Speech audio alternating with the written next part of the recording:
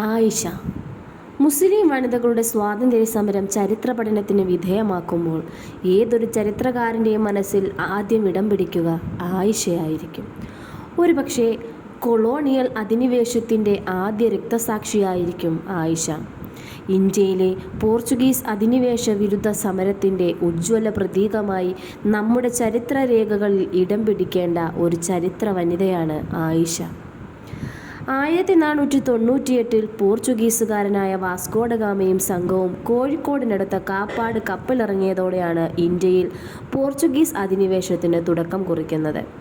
വാസ്കോഡഗാമയും പോർച്ചുഗീസുകാരും തങ്ങളുടെ ആധിപത്യം കേരളത്തിൽ സ്ഥാപിക്കുവാൻ കൊള്ളയും കൊലയും നീചപ്രവൃത്തികളും ചെയ്യാൻ തയ്യാറായ ഒരു കാട്ടാളവർഗമായിരുന്നു.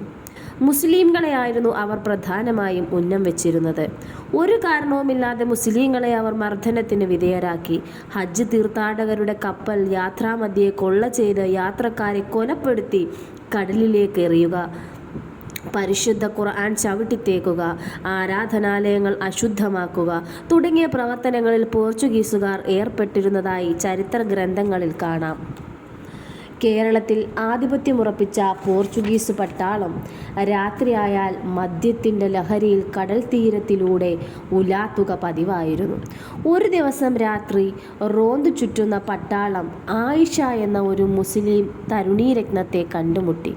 ഇന്നത്തെ കോഴിക്കോട് വടകര റൂട്ടിൽ ഏലത്തൂരിനും തീക്കോട്ടിക്കും ഇടയിലുള്ള കടൽ തീരത്ത് സ്ഥിതി ചെയ്യുന്ന ഒരു പാവപ്പെട്ട കുടുംബത്തിലെ അംഗമായിരുന്നു സുന്ദരിയായ ആയിഷ. താവില്ലാത്ത തക്കം നോക്കി അവളെ തട്ടിക്കൊണ്ടുപോയി. 9 പേരടങ്ങുന്ന പോർച്ചുഗീസ് പട്ടാള സംഘമായിരുന്നു നിഷ്കളങ്കയായ ആ യുവതിയെ ബലാത്കാരമായി കൊണ്ടുപോയത്. തീക്കോട്ടിക്കടുത്തുള്ള കടലിലെ വെള്ളിയാങ്കലിൽ ആയിഷയെ കാമദാഹികളായ പട്ടാളക്കാർ മാനഭംഗപ്പെടുത്തുമ്പോൾ അല്പം മനുഷ്യത്വമുള്ള അവരിലെ ഒരു പട്ടാളക്കാരൻ അവരെ തടഞ്ഞു നിർത്തി.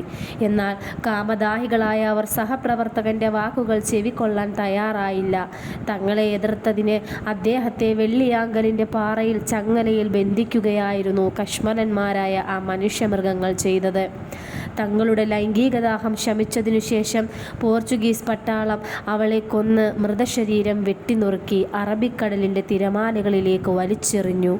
രക്തത്തിൽ പുരണ്ട ആയിഷയുടെ ശരീരഭാഗങ്ങൾ ആഴക്കടലിലേക്ക് താണുപോയി. പോർച്ചുഗീസ് പട്ടാളത്തിൻ്റെ ഈ കാട്ടാളത്തിന് മൂകസാക്ഷിയാകാൻ മാത്രമേ വെള്ളിയാങ്കലിന് കഴിഞ്ഞുള്ളൂ. ആയിഷയെ നശിപ്പിക്കാതെ വിട്ടയക്കണമെന്ന് നന്മ ഉപദേശിച്ച പട്ടാളക്കാരനെ രാജ്യദ്രോഹക്കുറ്റം ചുമത്തി പോർച്ചുഗലിൻ്റെ ഇന്നത്തെ തലസ്ഥാനമായ ലിസ്ബണിലേക്ക് നാടുകടത്തി.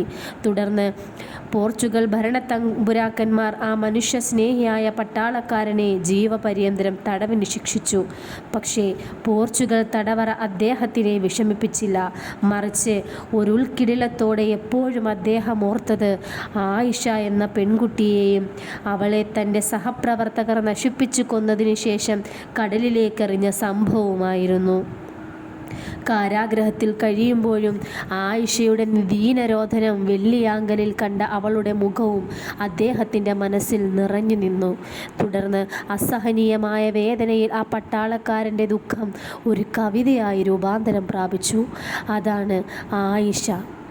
പോർച്ചുഗീസ് ഭാഷയിൽ 16-ാം നൂറ്റാണ്ടിൽ എഴുതപ്പെട്ട ഈ കവിതയിൽ ആയിഷ എന്ന മലയാള പെൺകുട്ടിക്ക് സംഭവിച്ച കഷ്ടപ്പാടിൻ്റെ കഥയാണ് അദ്ദേഹം ഒപ്പിയെടുത്തത്. നാട്ടിൽ ഗസലിന് സമാനമായ ഫാസ്റ്റോ എന്നറിയപ്പെടുന്ന ഒരു ഗാനശാഖ പോർച്ചുഗീസ് ഭാഷയിൽ ഉണ്ടത്രേ. വിരഹത്തിൻ്റെയും പ്രണയത്തിൻ്റെയും ആവിഷ്കാരങ്ങളുള്ള ഒരു ഗാനശാഖയാണിത്. ഈ ഗാനശാഖയിൽ ആയിഷയുടെ കഥയും പോർച്ചുഗീസുകാർ പാടുന്നുണ്ടത്രേ.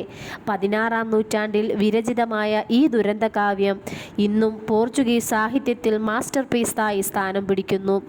1986 വരെ ആയിഷ എന്ന മലയാള പെൺകുടിയുടെ കഥനകഥ അനാവരണം ചെയ്യുന്ന ഒരു കവിത പോർച്ചുഗീസ് ഭാഷയിൽ രചിക്കപ്പെട്ടിരുന്നതായി ഒരൊറ്റ മലയാളിക്ക് പോലും അറിയില്ലായിരുന്നു. പോർച്ചുഗലിൻ്റെ ലിസ്ബൺ യൂണിവേഴ്സിറ്റിയിൽ ആഫ്രോ ഏഷ്യൻ വിഭാഗത്തിൽ ചരിത്ര വിദ്യാർത്ഥിനിയായിരുന്ന ക്രിസ്റ്റീന 1986 തൻ്റെ പഠന ഗവേഷണത്തിൻ്റെ ഭാഗമായി ഇന്ത്യയിൽ എത്തി. കശ്മീരിൽ ക്രിസ്റ്റീന പര്യടനം നടത്തുന്ന സമയത്താണ് വിനോദസഞ്ചാരിയായി കാശ്മീരിൽ എത്തിയ ചരിത്ര ഗവേഷകനും അനേകം ചരിത്ര ഗ്രന്ഥങ്ങളുടെ കർത്താവുമായ അബ്ദു ചിർവാഡിയെ പരിചയപ്പെട്ടത്. പരസ്പരം പരിചയപ്പെട്ടതിന് ശേഷം ക്രിസ്റ്റീന ചോദിച്ചു, ആയിഷയെ അറിയാമോ? അദ്ദേഹം പറഞ്ഞു, അറിയില്ല. തുടർന്ന് ആയിഷ എന്ന ദുരന്ത കാവ്യത്തിൻ്റെ ചുരുൾ ക്രിസ്റ്റീന വിവരിച്ചു കൊടുത്തു. ഇങ്ങനെയാണ് ആയിഷ എന്ന മലയാള പെൺകുടിയുടെ ദുരന്ത കഥ കേരളം അറിയുന്നത്. ആയിഷ എന്ന ശോകകാവ്യവും ആയിഷ എന്ന ദുരന്ത കഥാപാത്രവും മലയാളിയെ സംബന്ധിച്ചിടത്തോളം ഒരു കവിത എന്നതിലുപരി അധിനിവേശ വിരുദ്ധ സമരത്തിൻ്റെ പ്രതീകമായി നമ്മുടെ ചരിത്ര ഗ്രന്ഥങ്ങളിൽ സ്ഥാനം പിടിക്കേണ്ട ചരിത്ര സംഭവമത്രേ.